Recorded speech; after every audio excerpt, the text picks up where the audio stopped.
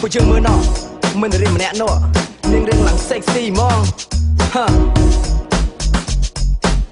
Hey baby អូនឯងជានារីដែលបងលុយបងបានជួបអូនម្ដងចិត្តបងស្នេហ៍ស្រីស្ងួនស្លឹកសពតខ្លីពេលអាវវាខ្នងសាច់អូនសរលងចកេះតូនដងត្រង់កម្ពស់អូនខ្ពស់ស្រឡះអ្នកត្រាធំច្បាស់ចេញចាមកក្រានមានកន្លែងណាខ្វះអូនស្អាតចិត្តទៅស៊ីកើរត់ដើរតាមផ្លូវប្រុសមើលអើដំណើរលវនសោះតូនស្មាក្រឹបវែងដល់ចង្កេះចំណុចពិសេសត្របោះវមិតញឹមប្រជួយក្រោមភ្នែកញញឹមខ្វះខួចចង់ការកប្រែកមុខមានមុនស្នេហ៍បងចង់អ្នកណិតអូនគិតមិនដែរបើនៅទុំនេះបងដាក់ពាក្យចូលញ៉ែមានប្រហោហើយគេនៅចាំយា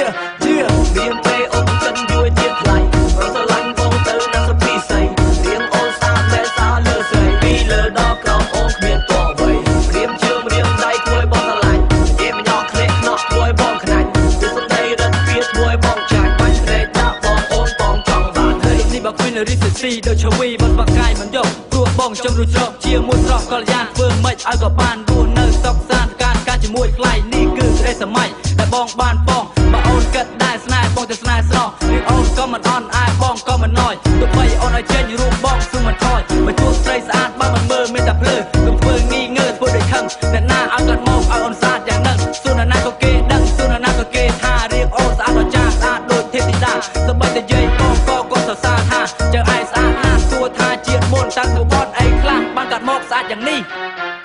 មានពេលអូនចិនយួយទៀតថ្លៃបងស្រឡាញ់បងទៅណាស់សុភីស័យរៀងអូនស្អាតតែសាលើស្រីពីលើដល់ក្រោមអូនគ្មានតអ្វីរៀមជើងរៀមដៃគួយបងស្រឡាញ់គេមិនយកក្លេកខ្នោះគួយបងខ្នាញ់គឺស្ដីរត់វាគួយបងចាច់បាញ់ក្រែកដាក់បងអូនបងចង់បាន